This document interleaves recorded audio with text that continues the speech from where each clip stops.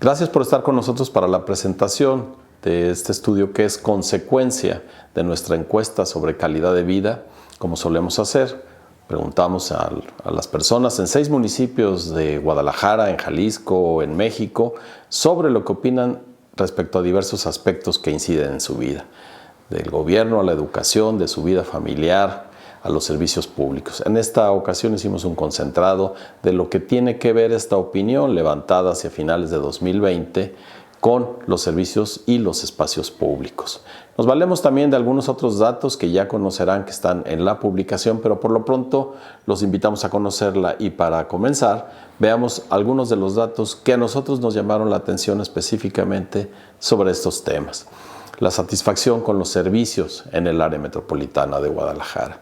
Las personas están muy insatisfechas, es más su insatisfacción respecto a las calles y el pavimento y la disponibilidad de áreas verdes y espacios públicos.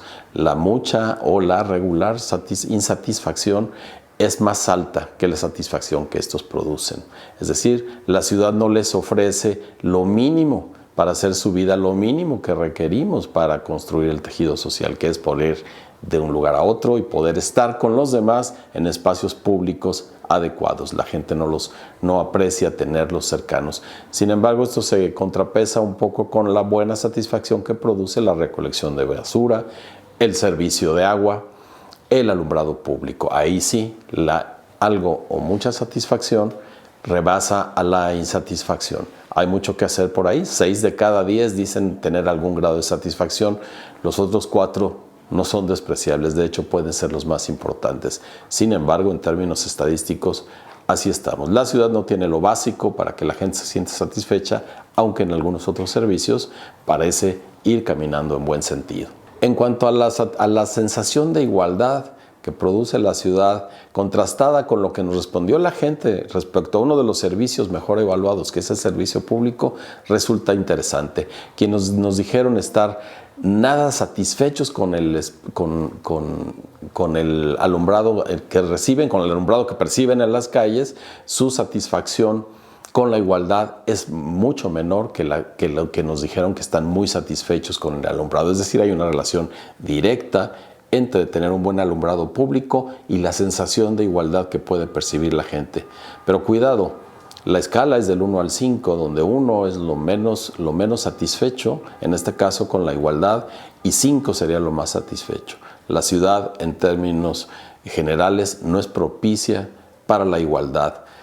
Aún quienes están muy satisfechos con el alumbrado público, solo califican su sensación de igualdad con 3.1.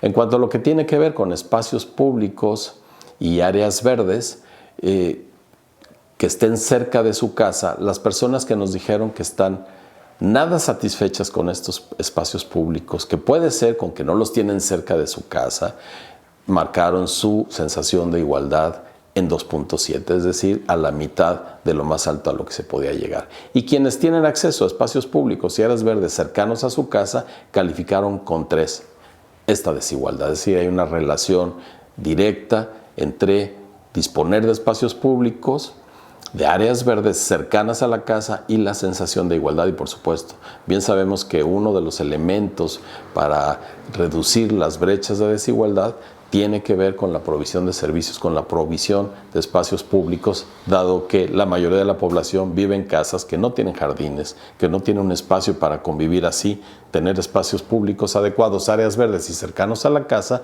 lo que provoca es crecer el espacio en el que podemos hacer nuestra vida lo que más nos importa. Sin embargo, insisto, la igualdad en Guadalajara no es uno de nuestros fuertes. Tomamos del INEGI indicadores que nos pintan la marginación urbana. El INEGI mide los AGEPs, que son las áreas geoestadísticas básicas, el mínimo en que se dividen los municipios para entender lo que sucede ahí. Y cuántas viviendas en el área metropolitana de Guadalajara, y es un énfasis que me gusta hacer. Guadalajara es la capital de uno de los estados más ricos de la economía número 15 del mundo. Bueno, pues en esta ciudad, con esas características económicas vistas desde muy lejos, resulta que, por ejemplo, en El Salto, 37% de los AGEPs en los que está dividido no tienen excusado ni acceso a drenaje. Es el más alto, pero Zapopan es 13%, Tonalá 26% y Guadalajara, que es una zona ya completamente urbana, todavía en los otros municipios en mayor medida hay áreas rurales donde podría más o menos explicarse esta falta de excusados de acceso a drenaje en viviendas en algunos AGEPs. Es muy alto, 26% para Tlaquepaque, pero 11% solo en Tlajomulco y Guadalajara, 11%. ¿Qué sucede? Que tenemos 11% de los AGEPs en la capital del estado que no tienen acceso a drenaje y a excusado. Por lo que toca también a marginación urbana, otra vez con datos del INEGI y pensando en la dimensión de los AGEPs, acceso a energía eléctrica. Si el excusado y el drenaje son básicos, la energía eléctrica nos parece que ya es insustituible y que aquí debería ser una prueba superada, al menos por los datos de cobertura que nos da INEGI, pues que nos da la Comisión Federal de Electricidad. INEGI nos dice que en El Salto hay 45% de sus AGEPs que tienen viviendas sin acceso a energía eléctrica y en Guadalajara es 29%, es decir, ahí está la marginación, hay un dato muy preocupante respecto a la marginación. Ellos no acceden de manera formal a la electricidad, pero muchos seguramente se las arreglan, pero a final de cuentas este tipo de cosas, los servicios públicos, el grado de marginación nos habla de la complicación que es trabajar con el tejido social, restaurarlo y lo más importante, lo que necesitamos para rebasar todos los problemas que tenemos, la confianza en las autoridades. Si no confiamos en que nos provean lo mínimo necesario para hacer una vida en sociedad, difícilmente podremos confiarles que, por ejemplo, nos provean la seguridad y así difícilmente iremos a resolver estos problemas con nuestros vecinos porque la confianza se mina desde lo que dejan de hacer los gobiernos. En cuanto a espacios públicos, y esto sí otra vez con datos de Jalisco, ¿cómo vamos? Tomamos el histórico de la calificación de los estados de los espacios públicos desde 2011 que hicimos nuestra primera encuesta hasta 2020. En 2011, por ejemplo, los parques merecieron una calificación de 3.8, en 2020 fue 3.3, es decir, 10 años transcurridos en los que la gente, lo pueden ver en la tabla, no vio mejora en los espacios públicos. Y en el caso de las personas con discapacidad, no solo no vio mejora, sino hay una reducción significativa. Quizá porque tenemos más conciencia de lo que teníamos hace 10 años respecto a lo que estos espacios deberían ser, pero a final de cuentas ahí está. En 2020, los 6 municipios en los que hacemos nuestro estudio gastaron 24,000 millones de pesos en servicios y asuntos que tienen que ver con la vivienda. Si lo llevamos en una aritmética simple al gasto, durante 10 años hemos gastado más o menos 250,000 millones de pesos en estos municipios, sin contar inversión federal, sin contar inversión del Estado, para que a final de cuentas la gente no perciba una mejora en el estado de los espacios públicos. Y como decimos en Jalisco, ¿cómo vamos? Más allá de las salvedades que le podamos poner, lo que la gente opina importa. Ahora, una de las opciones que les damos a las personas cuando les preguntamos sobre sus espacios públicos es que nos digan, para empezar, si lo tienen o no. La cantidad de personas que no tienen parques en 2020 fue en promedio 30%, es decir, 1 de cada 3 no identifican, a lo mejor lo tienen, pero no lo identifican, tal vez por el estado en el que se encuentra, un espacio público. Es mayor que lo que había en 2011, es decir, tienen menos parques ahora las personas y así lo podemos ver con todo. Plazas públicas, la gente percibe tenerlas menos que la que percibía en 2011 y en todos sentidos. Eso nos habla del crecimiento de la ciudad, del crecimiento desordenado de la ciudad, que tiene más casas, que tiene más edificios, que tiene menos banquetas y más calles, pero no tiene los servicios que se necesitan alrededor de ese crecimiento. Espacios públicos, es terrible. En cuanto a la vivienda suele ser uno de los elementos mejor evaluados por las personas, no solo en las encuestas sobre bienestar subjetivo que hace Jalisco, ¿cómo vamos?, sino en las encuestas en todo el mundo. Así les preguntamos sobre la satisfacción que les produce su vivienda y De manera lógica nos parece, quienes están menos satisfechos con su vivienda, pues califican más baja su satisfacción con la vida, su felicidad y su calidad de vida en función de quienes dijeron estar muy satisfechos, que se aproximan al 5. Quienes están muy satisfechos con su casa califican con 4.5 su satisfacción con la vida, con 4.4 su felicidad y su calidad de vida con 4.1. Les recordamos que cuando hablamos de estas tres cosas que para muchos estudiosos son similares, nosotros hemos identificado que al preguntar a las personas sobre calidad de vida, meten en su imaginario una serie de elementos que no necesariamente ponen en la felicidad y en su satisfacción con la vida. De ahí que siempre sea un poco menor la calificación con la satisfacción con la vida que la que expresan con su felicidad o con su vida misma. En cuanto a esta misma vivienda y la satisfacción que produce, ¿qué satisfacción sienten con la vida en su colonia? Quienes están nada satisfechos con su vivienda calificaron la satisfacción con la vida en su colonia en 2.6 y la satisfacción con su vida familiar con 3.6. Debemos decir que lo que más satisfacción nos produce a las tapatías y a los tapatíos, como nos llamamos los habitantes de esta ciudad, es nuestra familia, siempre sale por delante y todo lo que puede mejorar o que podríamos mejorar siempre está referido a la familia. De ahí que veamos un punto de diferencia entre estoy muy insatisfecho con mi casa, tengo una satisfacción muy baja con la vida en mi colonia, pero la satisfacción con mi vida familiar es aceptable. Sin embargo, la diferencia con quienes calificaron muy bien su casa, su satisfacción con la casa, y quienes lo hicieron en sentido opuesto, es muy evidente. Calificaron un poco mejor la satisfacción con la vida en su colonia y casi en el 5 la satisfacción con la familia. Es decir, el estado de la vivienda tiene que ver incluso con lo más importante para todas nosotras, para todos nosotros, la satisfacción en la familia. Lo terrible que podemos identificar en esta tabla es que la satisfacción con la vida en la colonia es muy baja. Inclusive si estamos muy satisfechos con nuestra casa, no llega a ser al nivel de satisfactorio mínimo. Es muy baja. Tenemos y tiene que estar relacionado con los grados de marginación, está relacionado con los servicios y los espacios públicos. Incidir en estos para que esa satisfacción que nos produce la casa se pueda incrementar a partir de lo que nos produce no la ciudad, no el municipio, la colonia en la que vivimos y donde sucede la vida de nosotros mismos y de quienes queremos. Así, esa relación se nos hace muy importante resaltarlas.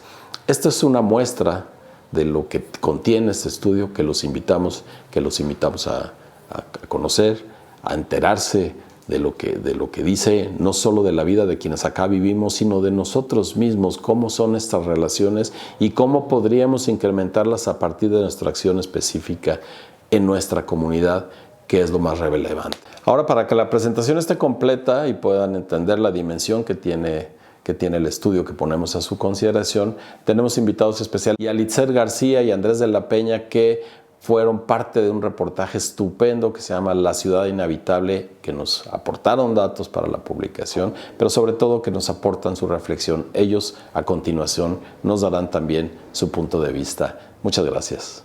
Agradezco al equipo de Jalisco Cómo Vamos por invitarnos a hablar del tema que investigamos en el reportaje de La Ciudad Inhabitable.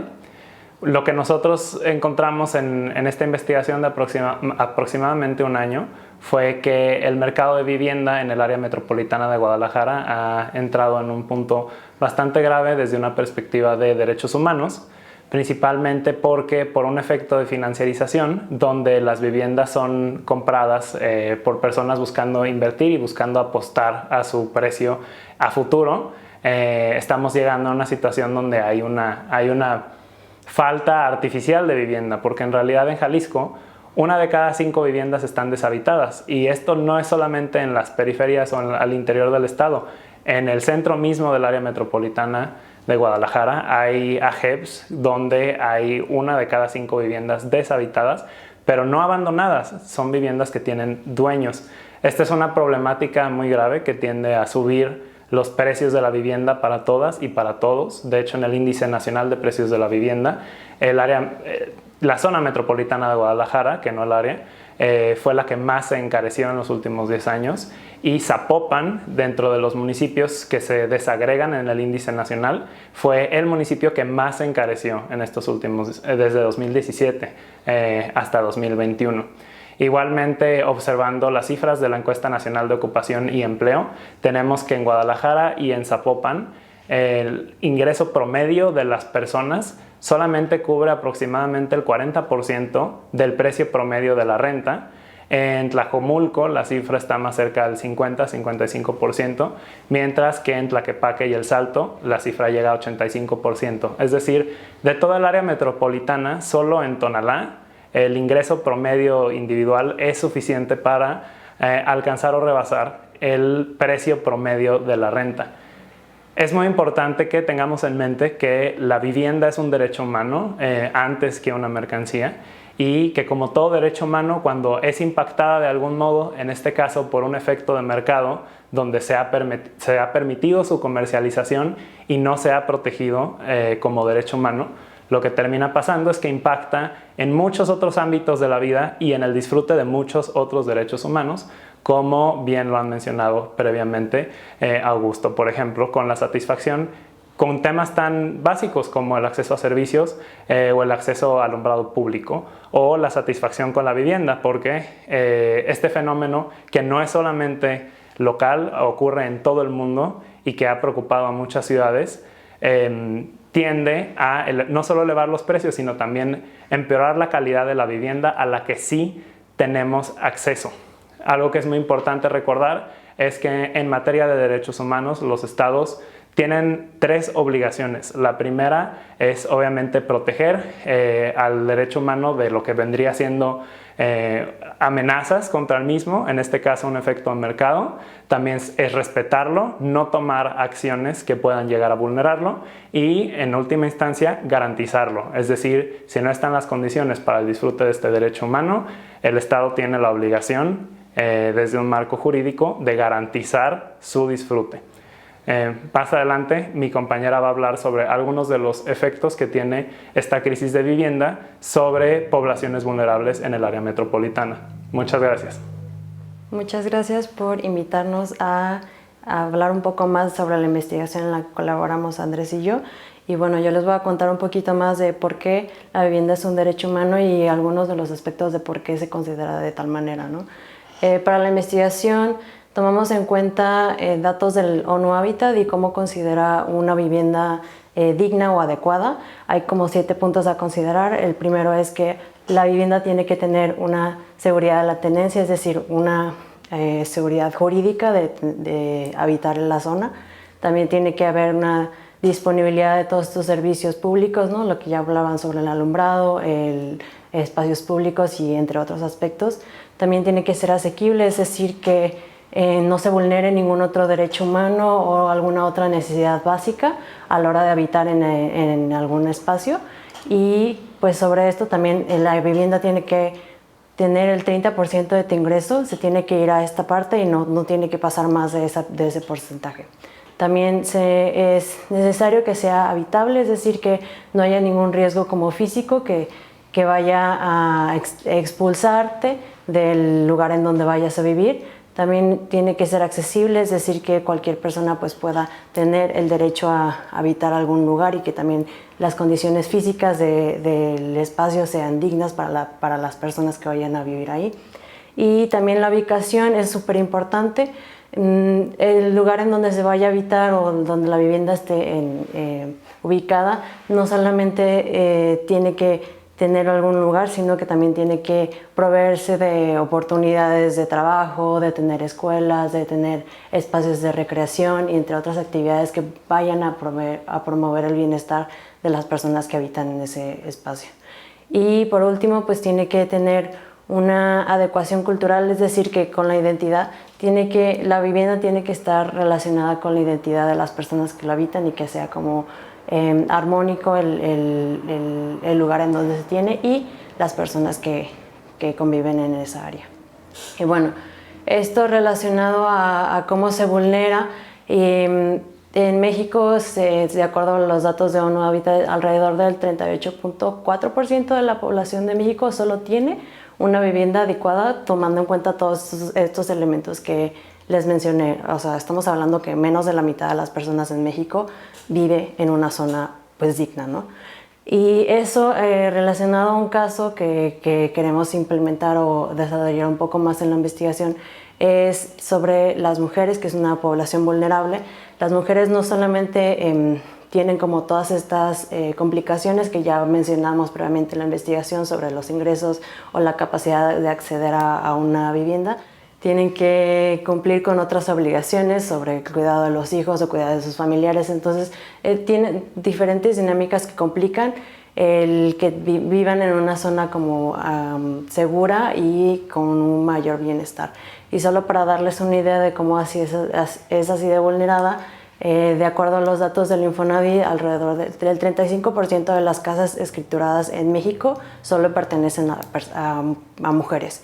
Y el 34% de los créditos de Infonavit se otorgaron a mujeres y alrededor del 32% de los créditos o cuentas de ahorro para la vivienda les pertenecen a mujeres. Estamos hablando que menos de la mitad de las mujeres tienen acceso digno para tener alguna vivienda en México y en este caso pues igual en Guadalajara o en Jalisco. Muchas gracias por escucharnos. Les invitamos a que lean el reportaje que elaboramos.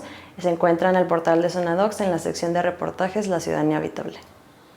Pues muchas gracias por atendernos. Esperamos que la presentación les haya resultado interesante, que los lleve sobre todo a conocer la publicación y sobre todo, y más que nada, a enterarse de lo que podemos hacer por la ciudad. No, la ciudad, sus espacios públicos, lo que pensamos y sentimos de ella, no sucede al margen de nosotros, sucede con nosotros. El asunto es, ¿lo interiorizamos y actuamos o simplemente lo interiorizamos y nos dejamos llevar? Creemos que ahí está la diferencia, de eso se trata la publicación. Ojalá la visiten, está en nuestra página www.jaliscocomovamos.org.